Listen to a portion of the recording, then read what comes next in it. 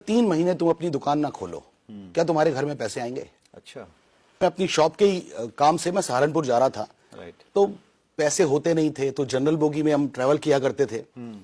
तो अचानक मुझे याद है कि मेरठ के आसपास कोई आर्मी से रिटायर्ड सज्जन मेरी बोगी में आए, मेरे बिल्कुल सामने बैठ गए। अच्छा। उन्होंने मुझसे, जैसे होता है ना कि आप किसी से भी मिल रहे हैं, तो उन्होंने मुझसे नाम पूछा। मैंने कहा अंकल जी मेरा नाम ये है।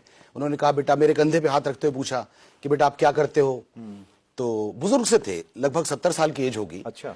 तो मैंने बताया अंकल जी मेरी शॉप है। उन्होंने कहा सहारनपुर कैसे जा रहे हो? मैंने उनको बताया कि शॉप के लिए ही सामान लेने में सहारनपुर जा रहा हूं। राइट। मुझे नहीं पता कि वो इंसान थे या भगवान थे, मुझे नहीं पता, लेकिन जो मैसेज वो देके गए, उस मैसेज ने मेरी जिंदगी बदली। अच्छा।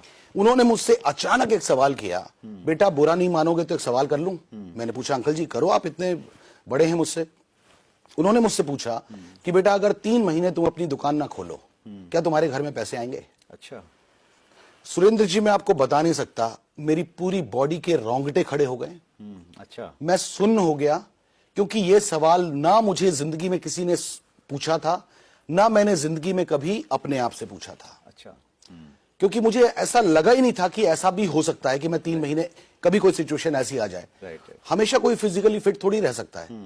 उन्होंने कहा कि बेटा जिंदगी में अगर कोई काम ऐसा मिले जिसमें तुम्हें ऐसी इनकम के सोर्स नजर आए जिसमें तुम फिजिकली प्रेजेंट अगर नहीं भी हो तो भी तुम्हारे घर में पैसे आएंगे, तो बेटा ऐसा काम करना जरूर। अच्छा।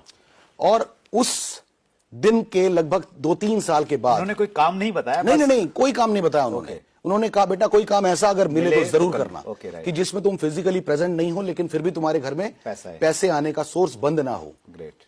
हम तो यही मानते थे ना कि ऐसे तभी आ सकते हैं जब हमने कोई प्रॉपर्टी किराए पे दी हुई है, तो तभी उसका किराया आएगा, तो उसके अलावा कुछ पता ही नहीं था। और मैं इतना रिच नहीं था कि मेरी कोई प्रॉपर्टी ऐसे किराए पे चल रही हो। राइट। खोपड़ी घूम गई सर। राइट। और उसके लगभग 2.5-3 साल के बाद अचानक मुझे नेटवर्क मार्केटिंग इंडस्ट्री को देखने का मौका मिला। अच्छा। समझने का मौका मिला, और मुझे याद आया कि ये बिल्कुल वही चीज है कि कुछ दिनों के बाद या कुछ महीनों के बाद या कुछ सालों के बाद ऐसा दिन आ सकता है कि मैं कुछ नहीं कर रहा हूंगा और तब भी मुझे पैसे आएंगे। अच्छा। इसीलिए मैंने पागलों की तरह, मुझे किसी ने फोर्स नहीं किया था कि आप इस इंडस्ट्री को जबरदस्ती ज्वाइन करो, मुझे किसी ने फोर्स नहीं किया था। मुझे उन अंकल जी की बात याद आई और मैंने खुद अपने आप को झोंक दिया, क्योंकि मुझे रास्ता मिल गया था कि यहाँ पे पैसिव इनकम, मुझे पता ही नहीं थी सर कि पैसिव इनकम नाम की कोई चीज होती है। यस। तो इस तरीके से मेरा, आपकी कहानी मेरे से बहुत रिलेट करती है सर। मैंने दिल्ली यूनिवर्सिटी से पोस्ट ग्रेजुएशन किया, उसके बाद में मैंने as a teacher, as a private teacher मैंने जॉब की। फिर मैंने केबल ऑपरेटर के रूप में काम किया कि भाई बिजनेस करना है। शानदार। तो जब मैं केबल टीवी में था तो वहाँ पैसा तो था लेकिन टाइम फ्रीडम नहीं थी। यस। घर जाने का टाइम नहीं, खाने का टाइम नहीं। तो मैं फेडअप हो गया कि लाइफ में यार कोई ऐसा काम करना है जहाँ पैसा तो हो लेकिन टाइम फ्रीडम होनी चाहिए। बहुत जरूरी है, बहुत जरूरी है। ये मेरे दिमाग में चलता था। यस।